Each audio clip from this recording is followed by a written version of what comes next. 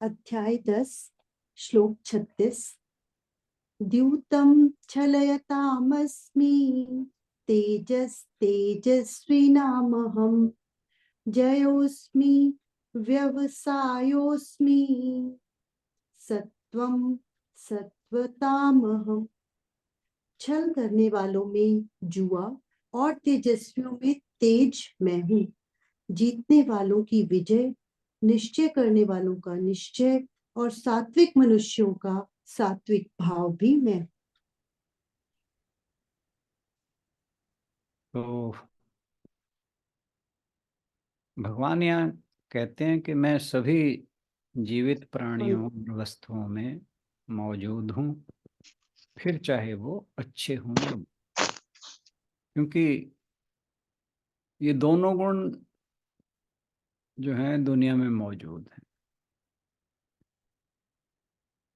इसी कारण जो ये संसार है वो संतुलन में है। इसलिए भगवान कहते हैं द्यूतम छलयताम अस्मि, कि जो मैं छल करने वालों में द्यूतम यानी जुआ, वो मैं हूँ। आपको याद होगा द्यूत क्रीड़ा महाभारत में हुई थी, उसी के कारण पांडवों को 13 साल का वनवास मिला। तो वो कहते हैं कि छल करने वालों में मैं जुआ हूँ। वैसे तो भगवान श्री कृष्ण को छलिया वैसे ही कहा जाता है। तो वो कहते हैं कि मैं ही वह हूँ जो संसार की गतिविधियों को प्रेरित और संचालित करता हूँ। तो फिर ईश्वर कहाँ और किस चीज में मौजूद नहीं है? वह हर जगह है। जैसा हमने अभी तक जो गीता में पढ़ा है, द्वंद्व जो है वो इस ब्रह्मांड को बनाने के लिए ईश्वर अपनी माया शक्ति का प्रयोग करते हैं। तो हर चीज जिसे हम अच्छा मानते हैं वह ईश्वर है। तो जो इसका अच्छे का विपरीत बुरा है वो भी ईश्वर ही है। महाभारत के दिनों में पासे से जुआ खेलना जो है वो बड़ा प्रचलित था। राजा महाराजा बहुत शौक रखते थे इसे खेलने। इसी के कारण पांडवों को इतना कष्ट उठाना पड़ा। एक खुली सभा में पांडवों और कौरवों ने पासों से जुआ खेला, जिनमें उन्होंने सब कुछ गंवा दिया। युधिष्ठिर जैसे धर्मात्मा की बुद्धि भी पासे के खेल के कारण भ्रष्ट हो गई थी। भगवान का मानना है कि तुम लोग जो जुए में हार गए थे ना, उसके रूप में मैं ही जानबूझ कर आया था। ये मैं पहली बार पढ़ रहा हूँ, इसीलिए मैंने सोचा शेयर करना चाहिए। और तुम लोगों को हराया था। क्यों? मैं अगर ऐसा काम ना करता तो अधर्मियों का नाश कैसे होता, और जो धार्मिक थे उनकी रक्षा किस प्रकार होती। मैं धर्म के पक्ष में हूँ, धर्म की संस्थापना के लिए आया हूँ, ये बात लोगों को कैसे मालूम हो?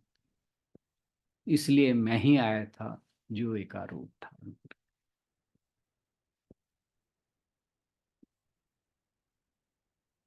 हम में से ज्यादातर लोग जो हैं वो माया के वश में रहते हैं। ज्यादातर तो क्या, सारे ही रहते हैं, कुछ एक को छोड़। यदि हम माया को अपने तरीके से चलने दें तो वह हमारी जो विवेक की क्षमता है, हमारी बुद्धि जो सही और गलत में अंतर कर सकती है, उसे चुरा लेती है।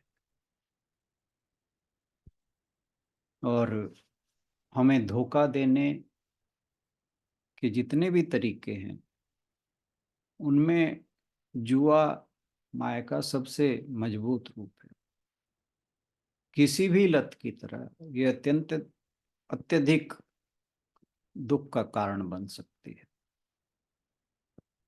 लेकिन इसके विपरीत हम में ऐसे लोग भी हैं जो बहुत तीव्र बुद्धि से संपन्न है, जो अपनी विवेक की शक्ति कभी नहीं खोते।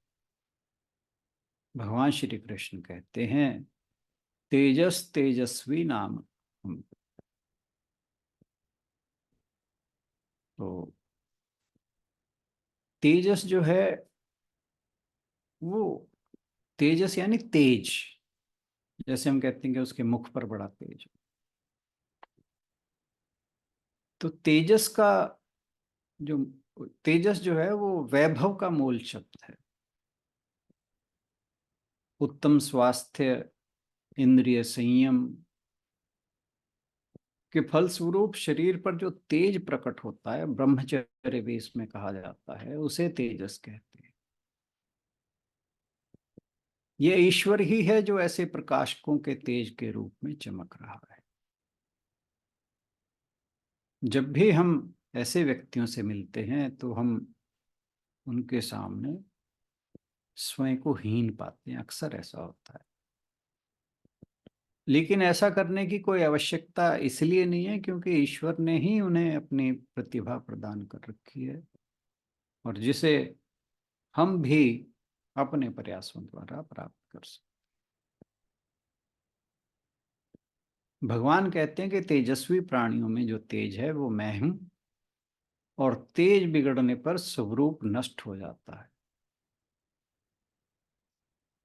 महाराजा हरिश्चंद्र, आपको याद होगा, वे दरिद्र हो गए परंतु तेज के कारण फिर उन्होंने अपने राज्य को पा लिया। धर्मराज युधिष्ठिर के ससुर राजा शैब्य को अपने तेज के कारण नरपुंगव कहा गया है, क्योंकि वे मनुष्यों में बड़े श्रेष्ठ, बड़े बलवान और वीर योद्धा थे।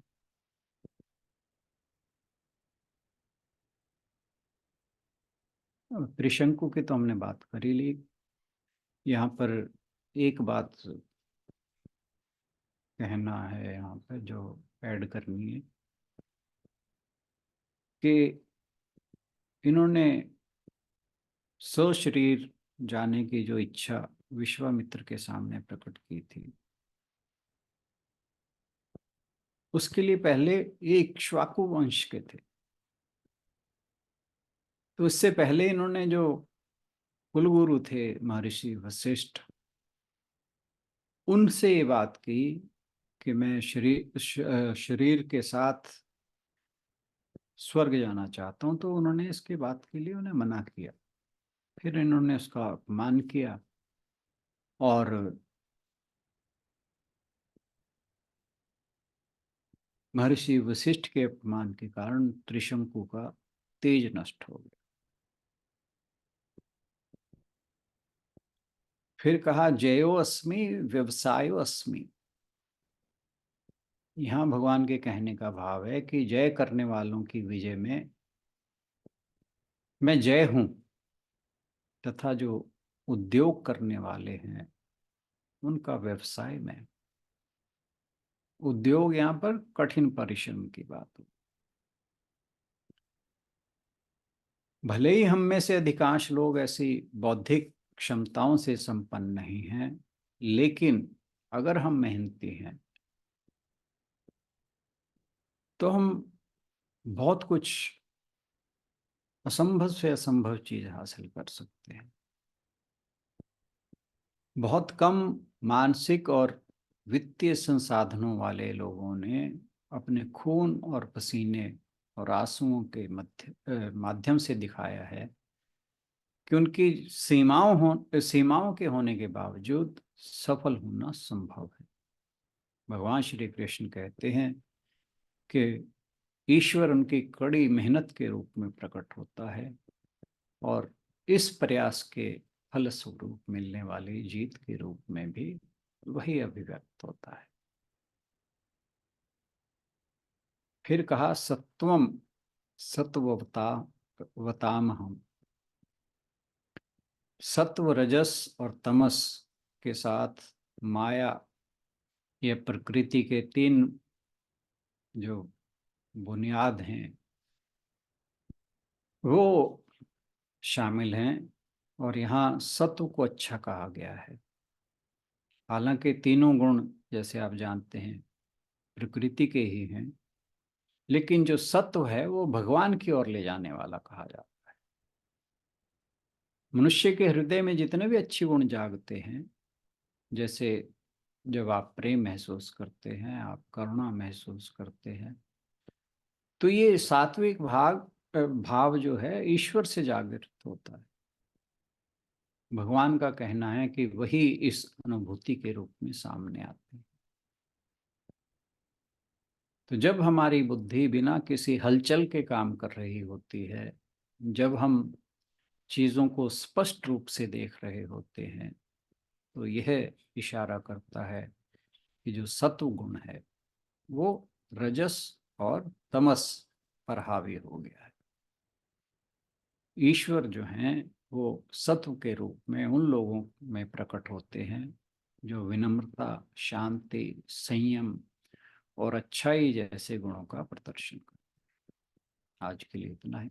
बहुत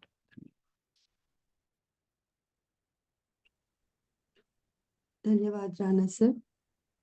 आज के लिए इतना ही। इसी के साथ आज समापन की ओर बढ़ेंगे और कल मिलेंगे अगले श्लोकों के साथ। ओम पूर्णमदः पूर्णमिदं पूर्णात् पूर्णमुदच्यते पूर्णस्य पूर्णमादाय पूर्णमेवावशिष्यते। ओम शांति शांति शांति। हरि ओम। सभी को बहुत बहुत प्रणाम and thank you for keep waiting. सभी की ओर से आपका भी धन्यवाद सर। कल मिलते हैं अगले श्लोकों के साथ। Thank you everyone.